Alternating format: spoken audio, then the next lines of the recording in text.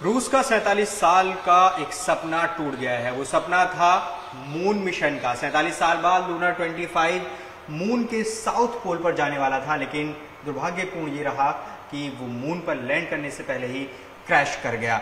निश्चित तौर पर अब से कुछ दिन बाद या 2 दिन बाद चंद्रयान 3 जाएगा। अब हम ये कह सकते हैं कि चंद्रयान 3 को उसका दोस्त लूना 25 नहीं मिलेगा। लेकिन सवाल यह है कि आखिर क्रैश कैसे हुआ और क्या खामियां रहीं और इसको विज्ञान की दुनिया में किस तरह से देखा जा रहा है, क्योंकि साउथ पोल पर अभी तक स्पेस के इतिहास में कोई भी लैंडिंग नहीं हुई है। 2 मिशन लगभग एक ही साथ चले थे, जिसमें रशिया का लूना 25 और भारत का चंद्रयान 3 था, लेकिन लूना 25 क्रैश हो चुका है। पूरी दुनिया की नजरें टिकी हैं चंद्रयान 3 की लैंडिंग पर। क्या चंद्रयान 3 लैंड हो पाएगा सफलतापूर्वक?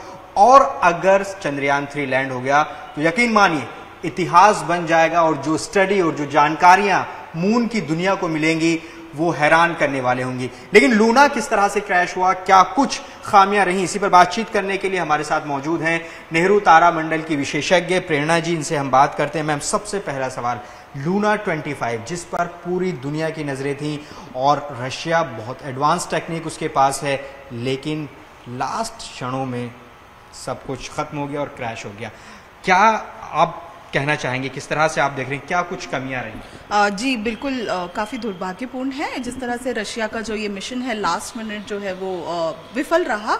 और जब कोई मिशन विफल रहता है तो उसके पीछे जुड़े हुए जो लोग होते हैं, जो वैज्ञानिकों की मेहनत जो होती है इतने सालों की, वो भी विफल हो जाती है, और साथ ही उस देश की बहुत सी गुड विशेस हम ये पूरी तरह से रिलेट कर सकते हैं। बिकॉज इसी तरीके का सपना हमारा चंद्रयान 2 के समय जो है टूटा था, जब हम सतह से कुछ ही क्षण दूर थे और हमारा विक्रम लैंडर जो है वो पलट गया था। तो हमारी बहुत ही कंडोलेंसेस है रशिया के साथ, बट गुड विशेस हैं कि आने वाले समय में रशिया बहुत ही एक्सपीरियंस्ड प्लेयर है इस स्पेस रेस में। आज से पहले उसने बहुत ही सफलतापूर्वक प्रोग्राम्स जो हैं वो आउटर स्पेस में लॉन्च किए हैं, और आई थिंक जल्द ही वो दोबारा से अपने नए मिशन के साथ सतह पे लैंड करें। मैम, आप हमको थोड़ा बता सकते हैं, अगर हम इससे समझना चाहें, हालांकि चंद्रयान 3 का पूरा आपने प्रोजेक्ट लगाया हुआ है, लूना 25 आखिर कहाँ आकर वो फंस गया, कहाँ आकर क्रैश, और क्या दिक्कत वहां पर आई, अगर आप बता पाए? जी, 2 दिन पहले के ट्वीट से जो हमें पता चला था, जो रशियन स्पेस एजेंसी है रॉसकॉस्मोस, उसने बताया था कि काफ़ी अनस्टेबल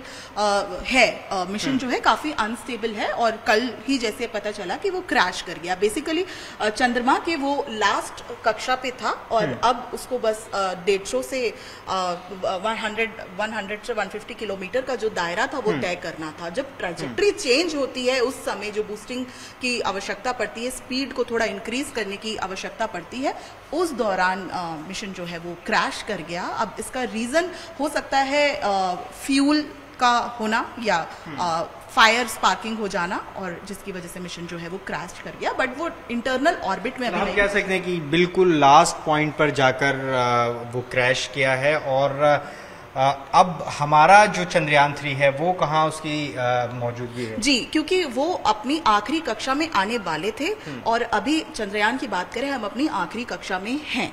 सो सिचुएशन अभी भी क्रिटिकल है, और आने वाले कुछ एक दिन, आई थिंक आज मंडे है, ट्यूसडे का दिन और वेडनेसडे का दिन काफ़ी क्रूशल रहेगा, क्योंकि इसमें लास्ट मिनट जो प्रोसीजर्स हैं, लास्ट के जो प्रोसीजर्स हैं वो फॉलो किए जाएंगे, और उनका सफलता से होना इस पूरे मिशन की सफलता पर निर्भर करता है। कहा जा रहा है कि अब चंद्रयान 3 को उसका दोस्त वहां नहीं मिल पाएगा। जी बिल्कुल, चंद्रयान 3 को उसका दोस्त वहां पर नहीं मिलेगा, but I think space race में रशिया का बहुत अहम स्थान है, और इस तरीके के मिशन उसने पहले भी आउटर स्पेस में, हाँ, साउथ पोल में भारत पहला रहेगा, इस बात की हम सभी को काफ़ी उम्मीदें और गर्व है, परंतु Russia I think come back करेगा और दोबारा अपनी सफलता से मिशन लॉन्च करेगा।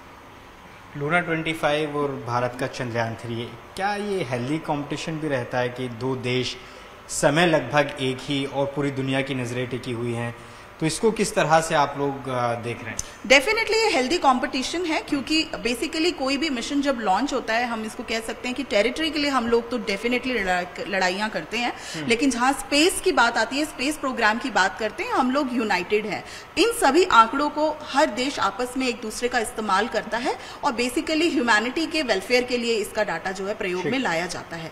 तो ऐसी कोई वॉर नहीं है, ऐसी कोई रेस नहीं है। डेफिनेटली ये फ्यूचर एवेन्यूज को खोलता है, आने वाले यूथ को इन प्रोग्राम्स के साथ जोड़ता है और ऐसी नई फील्ड्स को उजागर करता है जहां पर आने वाली स्टडीज हो सकती है, रिसर्च प्रोग्राम्स हो सकते हैं, जिसमें डेफिनेटली हमारा यूथ जो है वो कंट्रीब्यूट कर। ठीक है, हमने लूना पे बात करी, लेकिन चंद्रयान 3 के बारे में समझते हैं कि अभी उसका स्टेटस क्या है और लास्ट मिनट में किस तरह महत्वपूर्ण रहने वाले हैं और क्या खतरे हैं, क्या चुनौतियां उस वक्त रहेंगी। इस वक्त हम नेहरू तारामंडल में आपको एक डेमो के जरिए समझाने की कोशिश करते हैं। देखिए, यहाँ नेहरू तारामंडल में बाकायदा एक पूरा रेप्लिका बनाया गया है चंद्रयान 3 का कि आखिर किस तरीके से वो काम करेगा। और अभी आप ये देखिए, विक्रम लैंडर की तस्वीर आप देखेंगे, यहाँ पर रोवर आप देखेंगे। मैम, अभी अगर हम बता पाए, मान लीजिए हम मून पर हैं और अभी ये क्या स्टेटस है हमारे विक्रम का और क्या उस वक्त चैलेंज रहने वाला है, पूरा अगर आप समझा पाए। जी बिल्कुल, क्योंकि अभी हम अपनी आखिरी कक्षा पे हैं, तो लगभग मिनिमम अगर माने तो 30 किलोमीटर से मैक्सिमम 100 किलोमीटर के दायरे में हम लोग फ्लोट कर रहे हैं। और जब फ्लोट करते हैं तो उसको इस तरह से समझेंगे कि हम इस तरीके से कुछ ट्रेजेक्ट्री पे घूम रहे हैं।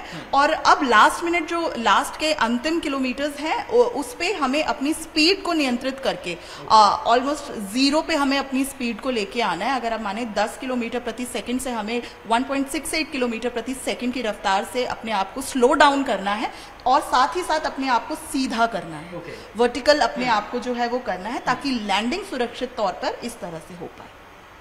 अच्छा, तो ये एक बहुत ही सबसे बड़ा चैलेंज यही है कि ये सॉफ्ट लैंडिंग इसकी हो जाए, क्योंकि हमने चंद्रयान 2 के टाइम भी यही देखा था कि सॉफ्ट लैंडिंग नहीं हो पाएगी। जी, सॉफ्ट लैंडिंग जो है वो बहुत ही मेजर कंसर्न है। यही रीजन है कि सिर्फ इस रेस में 3 देश शामिल हैं और भारत चौथा हो जाएगा अगर हम सफलता से सॉफ्ट लैंडिंग करते हैं। सॉफ्ट लैंडिंग को आसान भाषा में समझें तो सॉफ्ट लैंडिंग है सेफ लैंडिंग, और सेफ लैंडिंग हमारी प्रॉपर कैलकुलेशन के साथ, हमारे पूरे प्लानिटरी कैलकुलेशन के साथ साथ हमारे ईंधन पर और हमारी स्पीड कंट्रोल पर निर्भर करती है। सॉफ्ट लैंडिंग देखिए, अगर हम समझाना चाहें तो ये जो रेप्लिका है इसको कुछ इसी तरीके से हाँ, इस डायरेक्शन से इस डायरेक्शन में करने के बाद इसको इतना स्लो करेंगे कि ये बिना पलटे सीधा नीचे आए। देखिए, अगर इस तरह से लैंड हो जाता है तो समझिए कि एक बहुत बड़ा मिशन हम कामयाब हो जाएंगे। और उसके बाद यहां से आएगा रोवर, और ये अहम पड़ाव होगा। जो रोवर है वो तमाम स्टडी करेगा।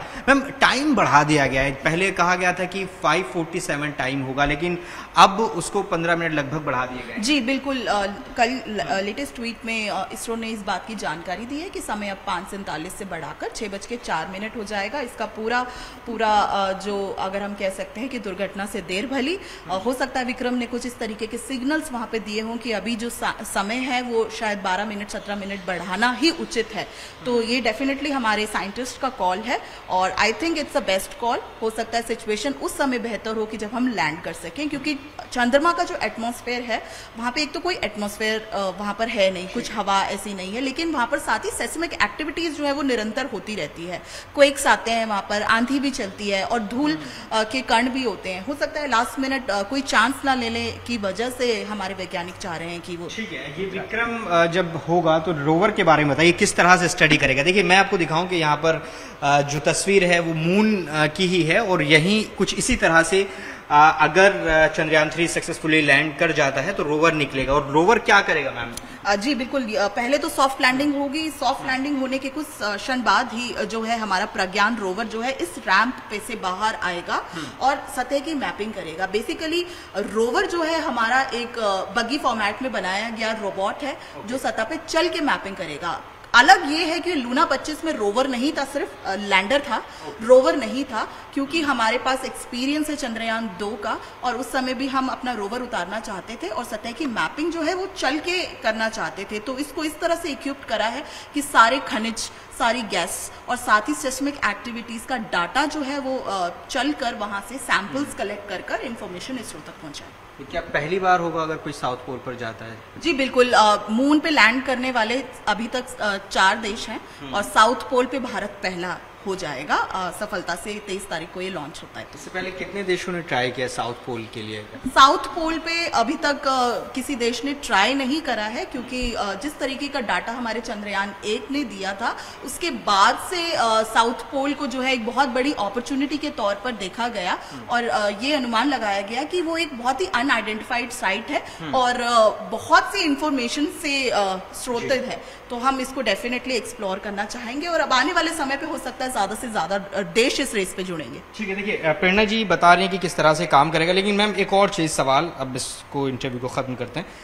यहाँ क्या तैयारी की गई है 23 तारीख की, क्योंकि पूरा देश देखने वाला है वो ऐतिहासिक लम्हा और उम्मीद लगा रहे हैं, अलग अलग जगह दुआएं भी हो रही हैं कि जो लैंडिंग है वो सफलतापूर्वक हो जाए। यहाँ क्या आप लोगों ने तैयारी? जी बिल्कुल, सभी में उत्साह है। हम लोग इस पूरे महीने को मून कार्निवल के तौर पे हमने मनाया। रेगुलर हमने स्कूल के बच्चों के साथ वर्कशॉप्स करी ताकि हम उन्हें बेटर समझा सकें। ये रेप्लिका बनाकर यहाँ पर जितने लोग शो देखना आते हैं उन लोगों को समझाने का एक प्रयास था ताकि वो इस मिशन के साथ जुड़े, इस स्पेस की एक्टिविटी को ज्यादा बेहतर तरीके से समझें कि ये मिशन जो होता है वो सिर्फ एक साइंटिफिक कम्युनिटी को ही बेनिफिट नहीं करता, उससे जुड़े देश से जुड़े सभी आम लोगों को भी बेनिफिट करता है। और हम स्पेशल स्क्रीनिंग का आयोजन कर रहे हैं इसरो के वेबकास्ट के लिंक के माध्यम से। हम लोग यहाँ पर 3 जगह पर स्क्रीन्स लगाएंगे अपनी, ताकि ज्यादा से ज्यादा लोग यहाँ पर देख सकें।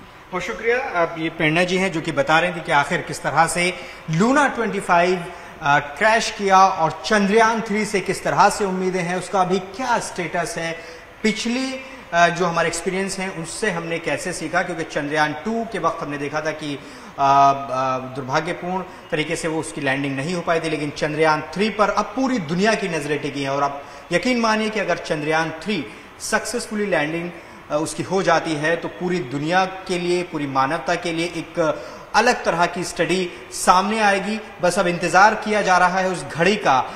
23 अगस्त वो जो तारीख इसरो ने बताई है, 23 अगस्त शाम 6:04 पर ये वो टाइम है जब जो हमारा विक्रम है वो लैंड करेगा और वो पूरी दुनिया देखेगी। और सब लोग उम्मीद भी लगाए हुए हैं कि इस बार जो विक्रम है वो सक्सेसफुली लैंड कर जाएगा।